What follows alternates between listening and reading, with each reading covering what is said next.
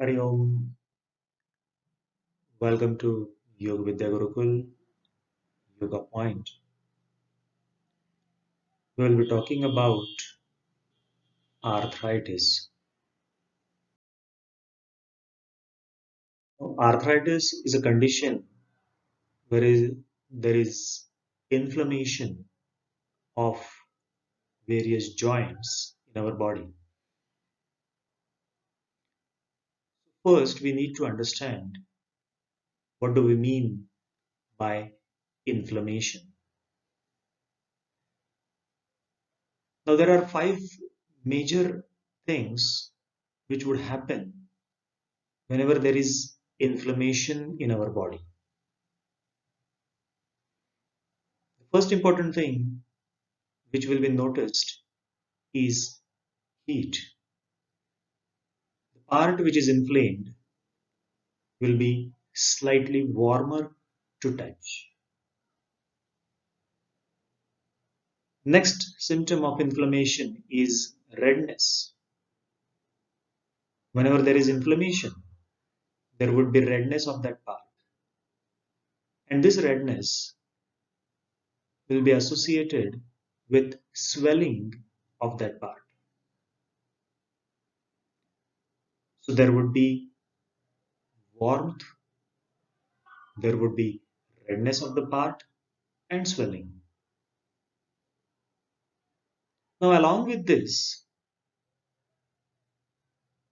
there is a sensation of pain, complaint of pain in that part of our body. And ultimately, because of all these symptoms, there is loss of function. There is problem doing the particular function which is expected from that part of the body. So when we say arthritis, it's an inflammation of the joint. So obviously, the joint which is inflamed, the joint which is suffering from arthritis would be slightly warmer to touch. It may be swollen with redness.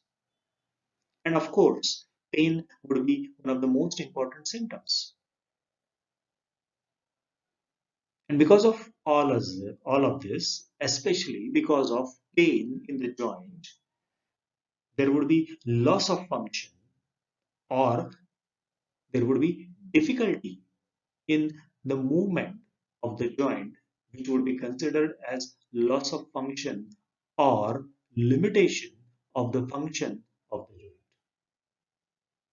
So this is in short understanding inflammation or arthritis, what we were going to talk. There are multiple types, different types of arthritis. There can be different varieties of arthritis. And depending on these different varieties, different forms, different types of arthritis, the causes of arthritis would also vary, they would also be different.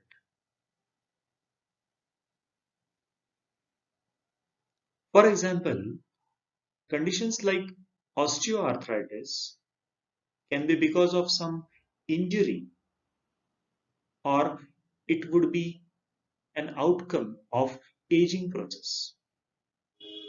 So an injury or aging process usually would lead to a condition called as osteoarthritis, which is of course a type of different arthritis.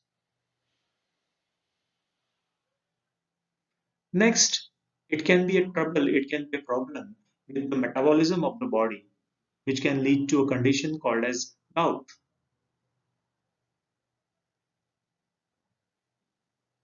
There can be even some immunological factors, autoimmune conditions, which can lead to arthritis. Rheumatoid arthritis is the most commonest autoimmune condition related with the joints.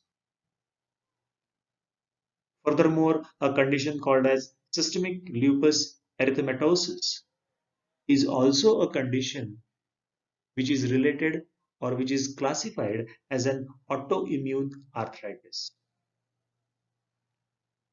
So depending on the type of arthritis, there can be different causes for that particular type of arthritis.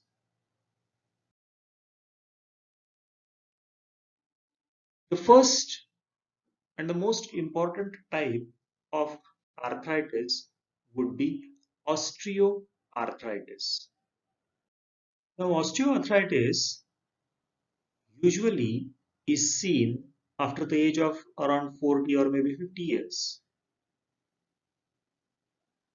So we can say that this type of arthritis is one of the reasons, one of the cause, one of the risk factors is aging process. Apart from aging process, another important risk factor is obesity. And so usually this osteoarthritis is seen in the major joints of our body, in the larger joints of our body. For example, knee joint, which are the weight bearing joint of our body. So usually the pattern of osteoarthritis is seen in larger joints of our body or the weight bearing joints of our body. There can be a family history of osteoarthritis. So someone in your family suffering from osteoarthritis increases the risk of developing osteoarthritis. Comparatively, it's seen more commonly in females, in women. And two important risk factors are injuries to joint and history of immobilization.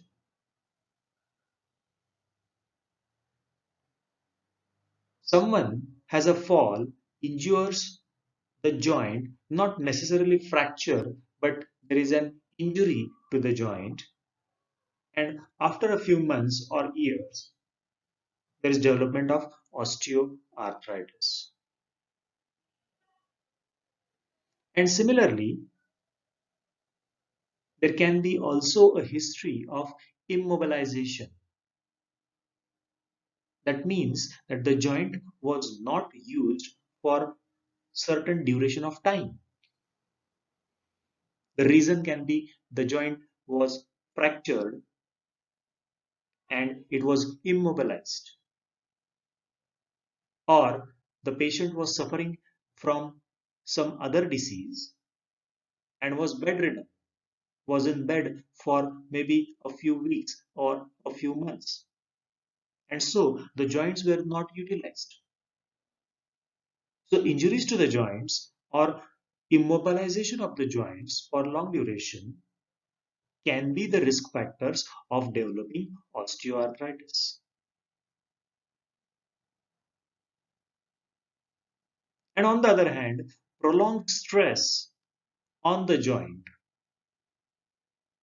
It can be an occupational stress, it can be a sports stress.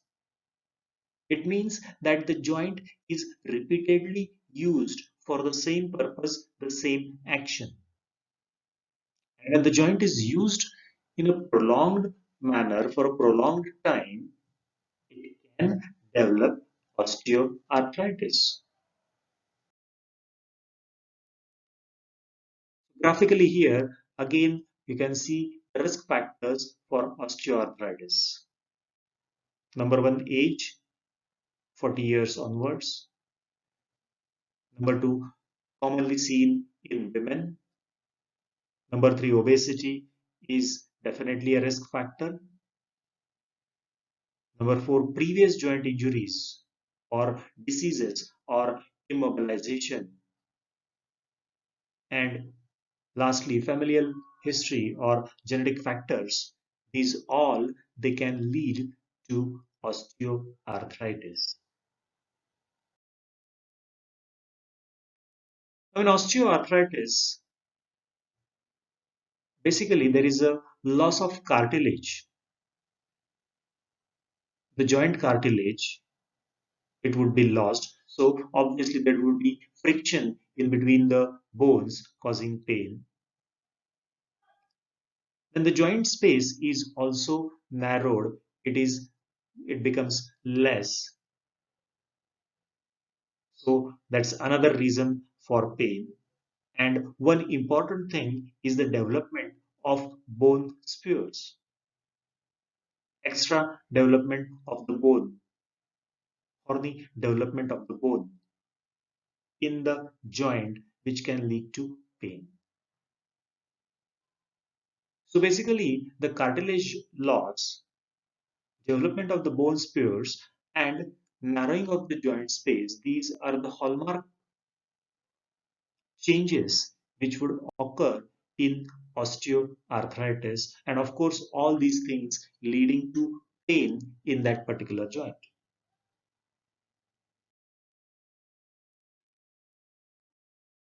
Here you can see the X-ray view of an osteoarthritic joint, which clearly you can see that there is loss of joint space. So this loss of joint space can be the major reason for pain in osteoarthritis. Next important type of arthritis is rheumatoid arthritis. Now, rheumatoid arthritis comes under the autoimmune diseases of the joints. And in most of the cases of rheumatoid arthritis, the risk factor is not known.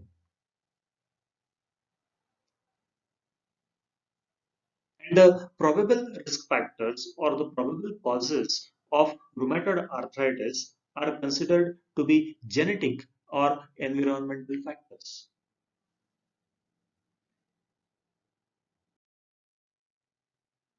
So, in rheumatoid arthritis, also there can be a family history and someone in the family suffering from rheumatoid arthritis, then the risk of others suffering, developing rheumatoid arthritis increases. And at the same time, some environmental factors, for example, exposure to excessive cold, exposure to wet, damp weather can be a risk factor of developing rheumatoid arthritis. In some cases, it has also been observed that some infections in the intestines, in the gut, or some infections in the gums, in the mouth, can also trigger the beginning of rheumatoid arthritis.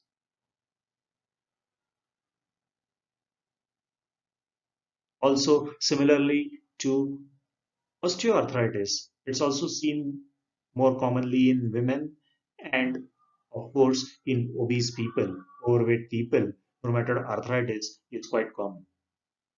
Additionally, smoking is also an important risk factor for rheumatoid arthritis. But it's important to note that this condition is considered as an autoimmune disease of the joint.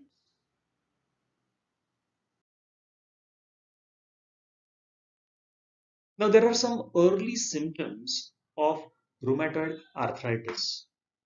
And the diagnosis of rheumatoid arthritis can be done quickly in an easy way if you observe these symptoms. So the first symptom is early morning stiffness of the joints. Now, usually in rheumatoid arthritis, the joints involved, they are smaller joints. So your joints of hands and feet, the smaller joints, they are involved. So there would be early morning stiffness of these joints. Then along with that stiffness, there can be aching or throbbing pain. The pain may vary, but there is definitely stiffness associated with pain. And then the joints, they would be either red, or they would be warm to touch, or you can actually see the swelling in the joints. And if these symptoms persist beyond 6 weeks, then more or less the diagnosis is confirmed of rheumatoid arthritis. So morning stiffness in the joints, aching or throbbing pain, redness, maybe warmth, or maybe swelling of the joints. And the joints involved, they are the smaller joints of the hands and the feet. And if all these symptoms usually they remain for more than 6 weeks, then the diagnosis is quite clear of rheumatoid arthritis.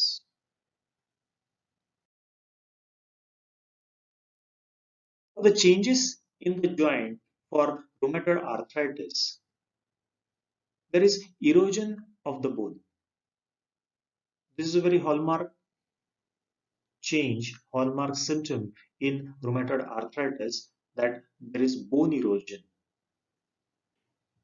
Then, of course, there would be swelling in the joint, there would be inflammation in the joint, inflammation of the synovial membrane,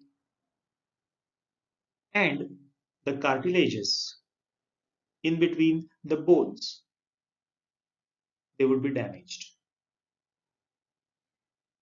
Also here, you would have the reduction in the joint space.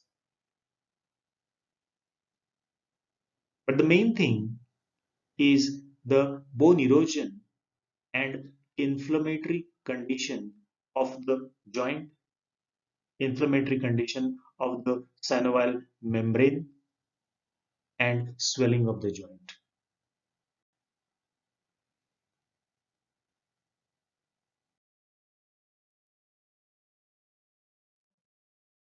So it's very clear that in an arthritic joint, or a joint suffering from arthritis, there would be loss of joint space. This can be compared on an X-ray of a normal joint and an arthritic joint. The bones in an arthritic joint, they come close to each other, indicating that there is loss of joint space.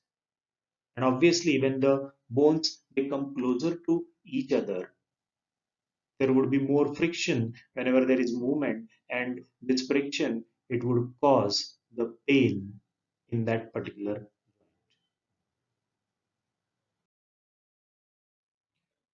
Now, it's very important to understand the difference between osteoarthritis and rheumatoid arthritis. So actually, osteoarthritis is a aging process. It's a normal wear and tear of the joint. As against rheumatoid arthritis is considered as an autoimmune disease, autoimmune condition.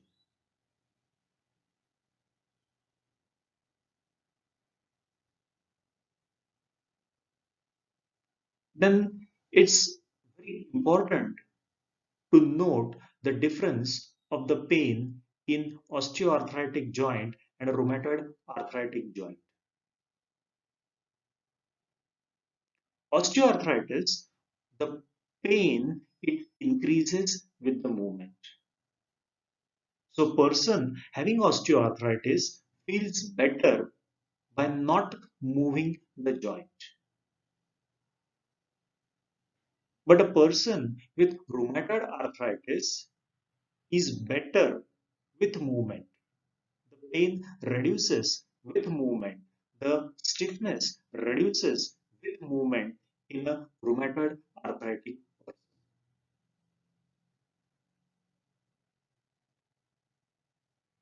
Usually, rheumatoid arthritis affects the joints symmetrically.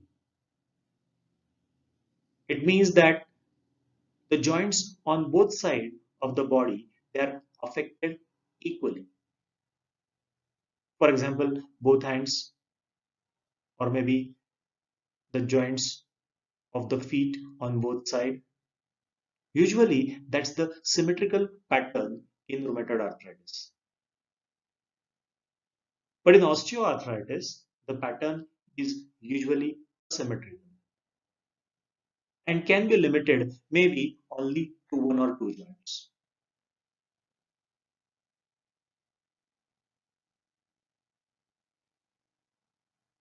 As far as osteoarthritis is concerned, the age usually is old age because it's an aging process. It's a normal wear and tear of the joint. But rheumatoid arthritis, being an autoimmune condition, can develop anytime in the life. It can also develop in childhood, it can develop in adulthood, it can develop in middle age or even old age.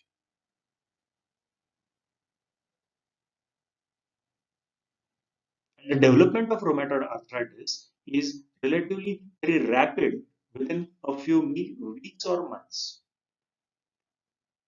So, rheumatoid arthritis develops quick and fast as compared to osteoarthritis, which develops slower over a few years.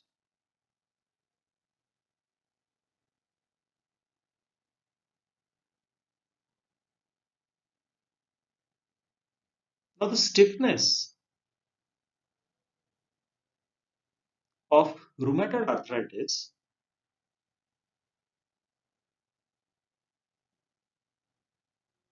is usually better with movement. So, the rheumatoid arthritis stiffness is just for a few minutes to an hour after the person wakes up. And as the person starts the movements, the stiffness goes away. But then the stiffness of osteoarthritis, it goes on worsening as the day it goes on progressing.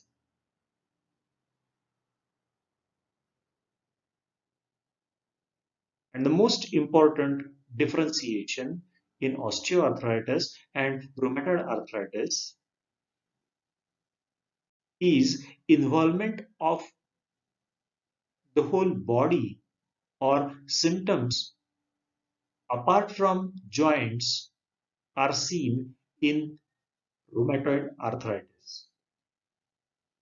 Like there is a general feeling of illness, there can be fatigue. That's because it's an autoimmune disease.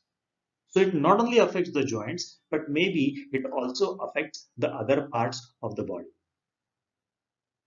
But in osteoarthritis, no symptoms are seen in the other parts of the body. There is only involvement of the joint, and the symptoms are only from that particular joint which has osteoarthritis. So it's important to know the difference between these two conditions because these two conditions, these two types of arthritis, they are very common. And the diagnosis can be done even clinically, but for a confirmation of the diagnosis, X-rays and blood tests can be done to differentiate between osteoarthritis and rheumatoid arthritis.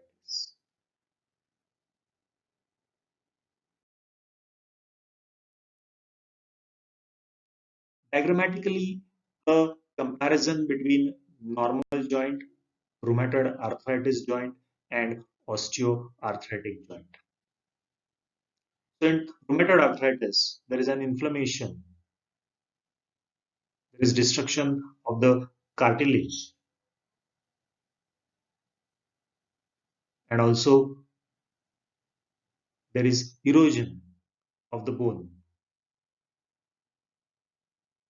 Osteoarthritis, there is damage to the cartilage, wear and tear of the cartilage, and at the same time, there is development of bone spurs, which is one of the major reasons for pain in osteoarthritis.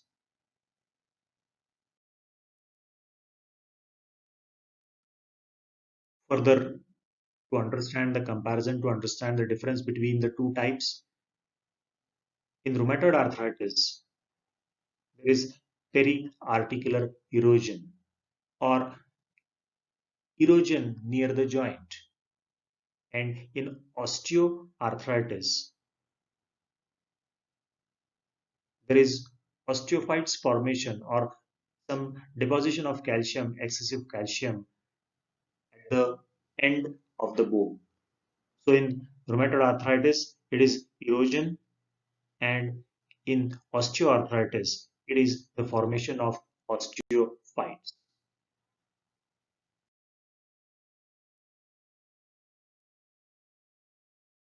One more important comparison between osteoarthritis and rheumatoid arthritis: deformities of the bones, deformities of the joints involved is very common in rheumatoid arthritis.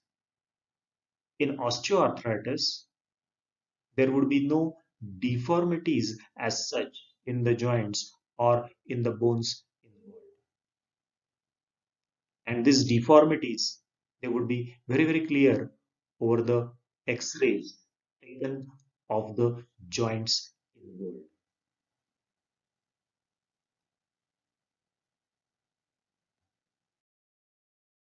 Coming to the next type, gout.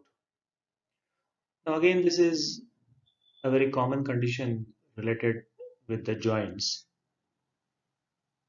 and mainly the reason, the cause, or the risk factors for gout, they are lifestyle disorders.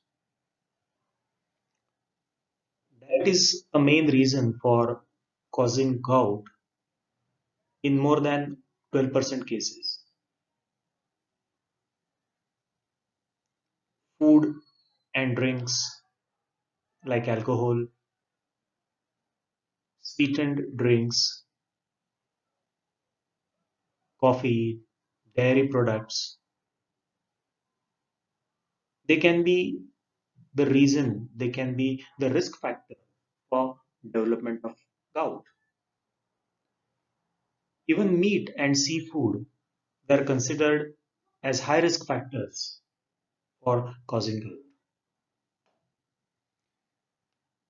Apart from lifestyle, there are some genetic factors which can lead to gout, and most of the genetic factors, they are related with the kidney disease. We would not go in detail of the names of all those kidney diseases, but then it's important to note that malfunction of the kidney, of the secretion or the elimination of metabolic waste products, if it is disturbed, if the filtration and throwing out of these metabolic waste products is disturbed, then it can be one of the reasons for development of gout.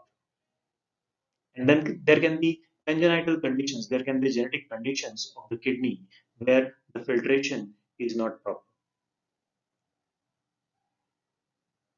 So again, renal failure is also considered as one of the reasons, one of the risk factors for the development of gout. And of course, disturbances in metabolism, which can lead to excessive uric acid secretion, would also be considered as the risk factor.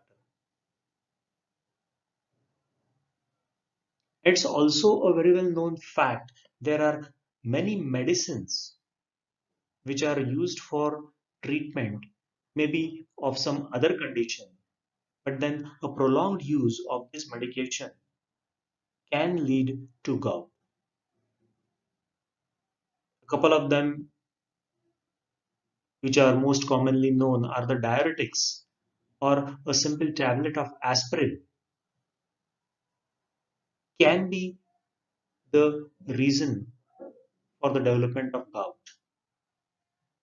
Of course, this medication, when it is taken in high doses for a long duration of time, then we can consider it as a risk factor.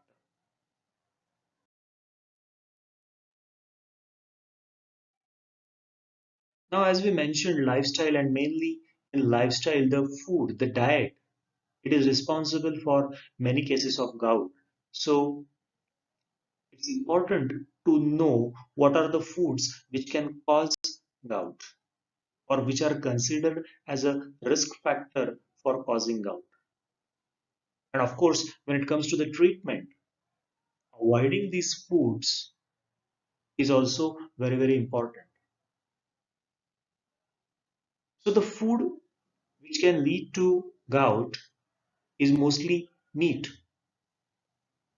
It can be also shellfish. So, seafoods like shellfish or meat, it can lead to gout. Refined carbohydrates, polished rice, sugar, white bread, they are also considered as gout causing food. And then highly processed foods or the food which has been processed multiple times or the frozen foods which are ready to cook, they are also considered as the gout causing food. And I already mentioned about the sugary beverages, sugary drinks, those drinks which have loads of sugar in it can be the risk factor for gout. Here it would be very clear for you that which are the foods which can trigger the condition of gout. Now, in that, it's also included some vegetables like spinach or maybe cauliflower or even mushrooms in excessive intake can be the risk factor for gout. And as you can see, multiple seafoods and different types of meat, even beans and lentils, excessive consumption of peas, that can also be a triggering factor, that can also be a factor which can lead to gout. But it is also interesting to note that there are some foods which can prevent the formation of gout or which can even slow down the formation of gout. And these foods which can prevent gout, they're very simple. Like in our day-to-day life, usually we can use them very easily. Foods like ginger and turmeric, or maybe lemon, peppers. These are the foods which we can use in our day-to-day food, in the cooking process. So these are simple foods which can help you to prevent or to slow down the process of gout formation. Even some cherries and pineapple, it is considered as preventive food for gout. So again here I would like to mention that it's important that you avoid the food which causes gout, but at the same time in the treatment of gout we can suggest these ingredients in the food. We can suggest consumption of ginger, we can suggest consumption of turmeric, lemons, peppers, eating good quantity of pineapple. So that would help along with other therapies. This food would help in curing, in preventing, or maybe in prolonging the condition of formation of gout.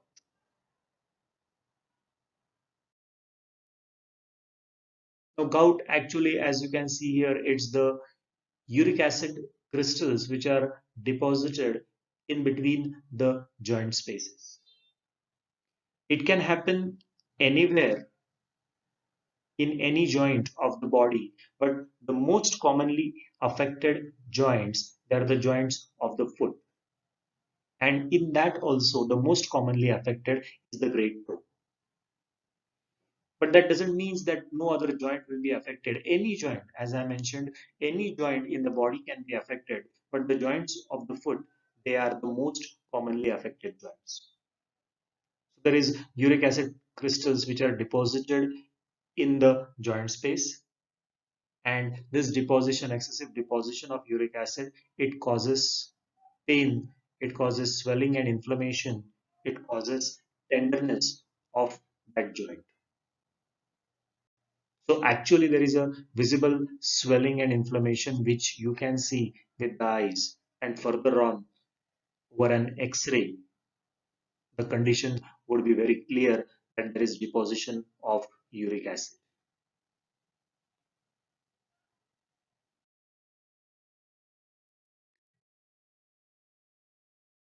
Another condition which we would be talking of quickly is fibromyalgia. Now, the specific reason, the specific cause is not known. But there is a clear theory that there can be a genetic predisposition and there can be triggering events which lead to fibromyalgia. So, definitely, it's having a genetic predisposition, people having predisposition for it. And when they're exposed to the triggering events, it can develop the onset of fibromyalgia. And the triggering events, they can be physical accidents, serious illness, some kind of serious illness, long time in bed. It can be stressors, long duration stressors. So the triggering events are also not very clear, but something triggers and this fibromyalgia, it starts. Now, actually, what is fibromyalgia? What are the symptoms? Basically, it has a persistent and widespread joint and body pain. So there is pain in joints, there is pain in the body, there is pain in the muscles. But apart from that, there are various other symptoms which are not related with the joints. There is fatigue, generalized weakness, there can be headache, there can be depression. So there are not only physical conditions, there are even psychological symptoms included under fibromyalgia. There can be problems with memory and concentration. There can be sleep disturbances. So from generalized weakness, generalized fatigue, to even memory problems or even sleep disturbances, this condition would persistently have joint and body pain. So it is one of the important symptoms of fibromyalgia.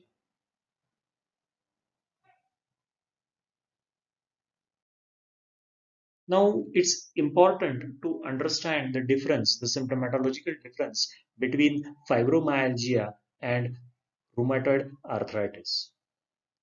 Because in fibromyalgia, we said that there is persistent pain in joints and the body, and multiple joints are involved. Similarly, in rheumatoid arthritis, there are multiple joints involved. But the basic difference is in rheumatoid arthritis, the pains, the inflammation, it comes and goes. As against in fibromyalgia, the pain in muscles, the pain in joints, the pain in tissues is quite constant. It's widespread and constant. But in rheumatoid arthritis, it comes and goes.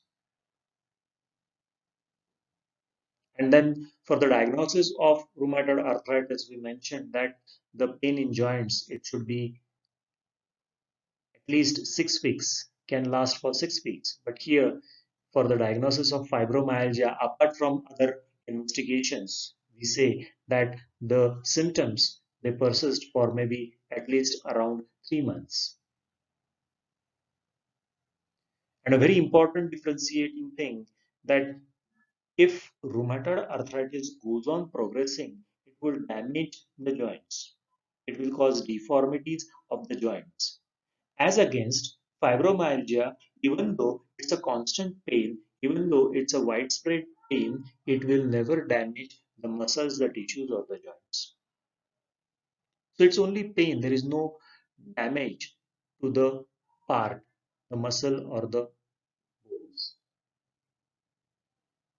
And of course, couple of things are very common to both of them, and it's the character of the pain, it's the type of the pain which is considered as a dull aching pain, and morning stiffness, which is common to both the conditions, the rheumatoid arthritis and fibromyalgia.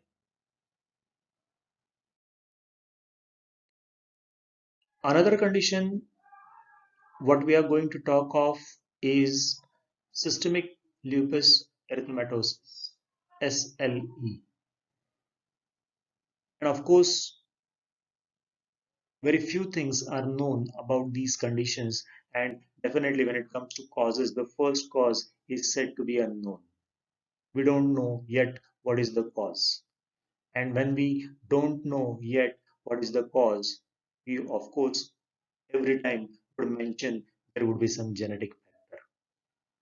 But it's not very well established about the causes of SLE. We say there can be genetic factor, we say that there can be some stress. Many conditions they have a factor like exposure, too much exposure to UV rays can lead to SLE. That's what has been mentioned. Or it can be simply some viral or any other infections. But interestingly, 38 medicines have been listed as risk factor which can induce SLE. So the number of medicines is quite large, 38 medicines, 38 known medicines which can induce SLE. So even though the causes, even though the factors are not very well clear, it is very well sure, very well clear that it's a immunological disturbance and there is production of antibodies because of the immunological malfunctioning in our body. So definitely it's very well established that it's a immunological disorder. In this condition also, there are multiple organs, multiple parts of the body which are involved. And one of the important thing is the involvement of the muscle and joints. So there is pain, there is aching and swelling of the joint. So this is one of the symptoms, one of the main criteria in systemic lupus erythematosus. But apart from the muscles and joints, there is also involvement of the mouth, ulceration in the mouth. It's quite common. Patches, red patches over the skin, especially over the face, giving it a butterfly-like appearance, like the butterfly wing. The nose and both the cheek, they are having red patches, giving it a butterfly-like appearance. So the skin is involved. Even the heart and lungs, they are also involved in SLE. So there can be inflammation of the heart. There can be atherosclerosis. In the lungs, there can be again inflammation of the lungs. There can be pneumonia. There can be hemorrhages in the lungs.